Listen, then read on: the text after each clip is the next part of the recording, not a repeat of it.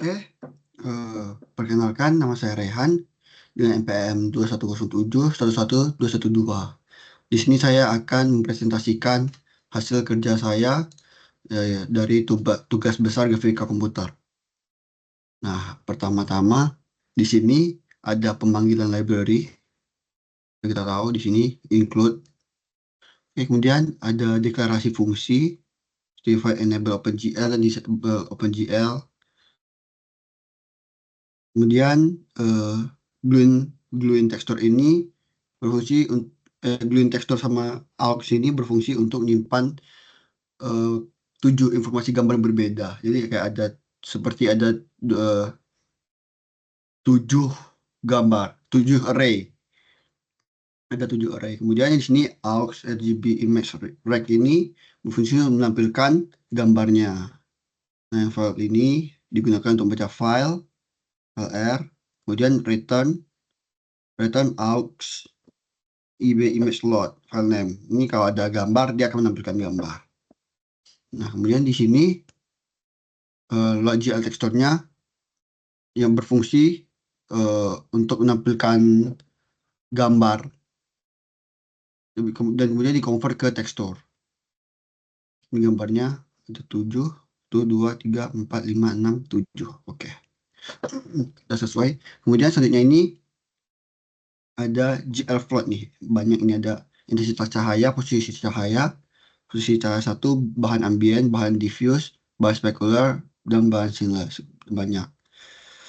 Ini fungsinya itu untuk mengatur cahayanya. Secara keseluruhan fungsinya sama untuk mengatur cahaya. Bisa dibaca dari sini. Intensitas cahaya itu untuk mengatur cahaya RGB-nya dan transparansinya. Yang posisi cahaya dan posisi cahaya satu itu sama, yaitu untuk mengatur posisi sumber cahaya dalam ruang 3D. Kemudian ada bahan ambien, bahan diffuse, bahan spekular. Itu fungsinya itu untuk mengatur komponen ambien, diffuse, dan spekular dari bahan objek. Dan terakhir ada bahan shininess yang mengatur tingkat kilap dari bahan objek. Ini digunakan dalam OpenGL untuk mengatur pencahayaan dan tampilan material objek yang akan dirender. Dan di bawahnya ada GL float, X rod, Y rod, dan Z rod ini berfungsi untuk mendeklarasi rotasinya, rotasi X, Y, dan Z. Kemudian sini ada pemanggilan dari fungsi sebelumnya. Ya, dari sini gfloat by ambient, ada yang 1, ada yang biasa aja, ada yang 1, 2, 3 sampai 7. Oke. Kemudian dipanggil di sini sesuai bahan 0. Oke, ini untuk bahan 0, bahan 1 itu panggilan 1, bahan 2 sampai seterusnya. Fungsinya ini adalah untuk menetapkan warna ambien dari material objek yang terkena cahaya ambien di sisi depan objek. Itu yang ambien yang atas. Dan untuk bahan diffuse itu untuk menetapkan warna diffuse dari material objek yang terkena cahaya langsung di sisi depan objek. Yang spekular itu untuk menetapkan warna spekular dari material objek yang menunjukkan sorotan cahaya di sisi depan objek. Kemudian terakhir itu shininess itu untuk menetapkan tingkat kilap dari material objek yang menentukan seberapa mengkilap objek tersebut. Ini ada 5, sebenarnya sampai ada 7, cuma tidak saya kan fotonya. Kemudian ini kubus tekstur banyak ini panggilannya. Secara keseluruhan kubus tekstur ini mengandung tekstur 2D dan mengikatnya dan menentukan sifat serta data gambar teksturnya. Kemudian kalau ini memulai proses menggambar quadrilateral atau quad ini GL begins GL quads yang menetapkan koordinat tekstur untuk setiap titik dan mendefinisikan titik-titik dari quad dalam ruang 3D. Untuk titik-titiknya, ini ada titik yang bagian depan, untuk belakang, atas, dan bawahnya dari kubus tersebut. Kemudian ada muka atas, bawah kan kubus itu ada 6 sisi. 6 sisi ini ada atas, depan, ada depan, belakang, atas, bawah, kanan, kiri. Nah, kode ini diberi tekstur dengan data gambar yang disediakan untuk menetapkan koordinat tekstur untuk setiap titik dan mendefinisikan titik-titik dari kode dalam ruang 3D. Kode ini diberi tekstur dengan data gambar yang disediakan dan dirender sebagai muka depan yang bertekstur menghadap ke depan, maksudnya itu. Kemudian ini ada for initialisasi. Secara keseluruhan, fungsi ini untuk menyiapkan konteks OpenGL untuk rendering dengan cara menetapkan warna latar belakang dan membersihkan buffer warnanya. Ini udah clear, ada enable, dan lain-lain. Kemudian ada mengaktifkan fitur penting seperti cooling muka belakang dan tes kedalaman. Kemudian mengatur proyeksi perspektif dan viewport, memuat sektor yang diperlukan, mengaktifkan sistem pencahayaan dan mengatur model shading, dan yang terakhir itu mengaktifkan normalisasi vektor normal untuk pencahayaan yang lebih akurat. Ya, kemudian ada masuk ke fungsi meja dan meja samping. Ini fungsinya ini untuk merender yang meja, untuk merender permukaan atas meja dengan tekstur. Seperti untuk menampilkan, untuk membuat bentuk meja yang saya tampilkan di sini. Ya.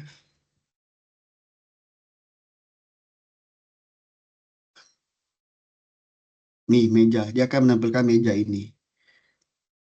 Kemudian meja samping yang berfungsi untuk merender sisi-sisi meja tanpa tekstur dengan menentukan normal dan titik-titik untuk setiap sisi. Ini meja samping itu ini yang warna ungu ini, yang meja atas tuh yang mengkilat ini. Kemudian ada gambar lantai dan gambar atap, ini juga untuk merender permukaan apa lantai dan atap dengan tekstur yang telah diterapkan. Seperti ini atap dan lantainya mengkilap ini. Kemudian selanjutnya itu ada gambar dinding kanan dan gambar pemandangan. Nah, dinding kanan sebelah sini pemandangan ini yang ada langit. Yang gambar dinding kanan itu kurang lebih sama seperti yang lain. Gambar pemandangan juga sama, tapi gambar pemandangan ini merender sebuah permukaan bertekstur yang mewakili bagian depan pemandangan dengan menggunakan koordinat tertentu untuk tekstur dan vektor normal yang menghadap ke depan. Nah, kemudian ada gambar dinding kiri dan gambar pemandangan lagi. Ini untuk bagian kiri, sama seperti yang di kanan. Kemudian ada gambar dinding belakang dan selfie. Bagian ini, foto saya sendiri. Kemudian selanjutnya ada WinMain. Yang dimana fungsi ini merupakan yang dimana titik WinMain adalah titik masuk utama untuk aplikasi Windows dan yang menggunakan OpenGL seperti fungsi utamanya dari code tersebut. Kemudian pada gambar code di sebelah kiri ini, kemudian terdapat juga mendaftarkan kelas jendela untuk mendefinisikan properti dengan gaya Windows. Membuat Windows utama dengan parameter yang ditentukan, mengaktifkan OpenGL untuk Windows yang dibuat, inisialisasi OpenGL dengan parameter yang diperlukan untuk rendering. Kemudian, ini ada 2. Ya, oke, kemudian masuk ke loopingannya, program main loop. Nah, di sini program itu akan melakukan loop terus-menerus sampai variabel backwidth ini oke, yang diatur menjadi true. Kemudian menggunakan pick message untuk mengecek dan mengambil pesan. Setelah itu masuk ke bagian utamanya di mana pertama-tama mengatur pencahayaan dan posisi objek. Lalu menggambarkan objek 3D seperti teapot, bola, kubus, dan torus. Itu bagiannya dari else yang ini pen bawah hingga bawah sini sampai pop matrix. Kemudian objek-objek tersebut digambar 2 kali, yaitu pantulan dari objek yang asli dan objek yang aslinya. Akan saya tampilkan di slide berikut. Nah, ini untuk yang ini tadi, yang teapot, bola, kubus, dan torus.